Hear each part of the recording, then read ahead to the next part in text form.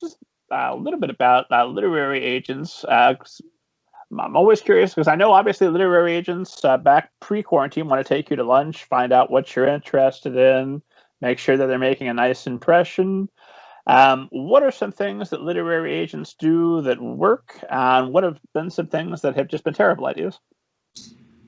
I'm going to tell you that I don't think I've worked with any bad literary agents, and I'm not saying this because I'm trying to butter somebody up who's. I'm always talking to writers who are afraid they're going to land with some dud agent who editors all hate or something. Well, yeah, no, I'm terrified. You told that story about had that beautiful manuscript, but you didn't want to work with the agent. Like, oh my God, could that be me? Yes, I don't think she's in the business anymore. I will tell you, I'm just going to tell you how bad she was. I was 28 years old, and I was on a panel in the Pacific Northwest.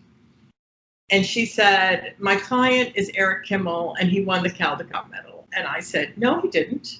Of course, and she goes, yes, he did. He won the Caldecott. And I said, well, the Caldecott goes for illustration, and he's a writer. And I know you're talking about Herschel and the Hanukkah Goblins, which is the Caldecott Honor Book. And, you know, of course, everybody's sitting there like, oh, my God, there's a fight on the panel. What's going on? You know, everybody in Washington was in. I was like, if you're an agent and you don't even know that Caldecott goes for illustration and the book didn't win the award, like, what the hell? You know? And then, of course, I had to take the car with her to the airport. So, you know, as I was saying about, like, never fight with somebody because then you're going to be in that. So, yeah. So that was that story. But I've forgotten your question. I'm sorry. I just wanted to know what literary agents do to get your interest that works and what they do that maybe repulses you a little bit. It's all about the book. I don't think you're going to believe me. It's so all about the book. I mean, what do they do that repulses us? They ask for a lot more money, and we wish we could buy the book for a lower rate.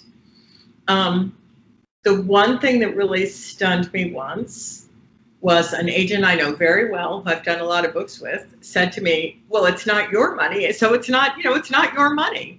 And maybe not, but I'm responsible for how well my book does. And if my book has what's called a write-off, because we've written off lots of, you know, the advance doesn't earn out and the company takes the loss and things, I didn't write the check out of my own personal bank account, but it's part of my success or failure as an editor.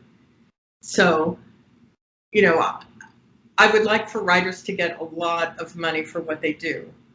And I would like to also make money for my company because that's what my company is paying me for. They're paying me to do books that make money for them.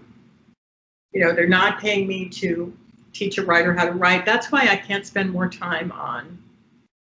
It's one of the things I like about my side hustle of being a freelance editor on weekends and on some evenings is that then I can work with writers to develop them.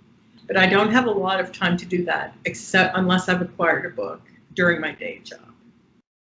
I'm sort of skipping subjects here. I hope that's making sense. But what I'm saying is my company pays me to produce books that make money, right? That's really their goal.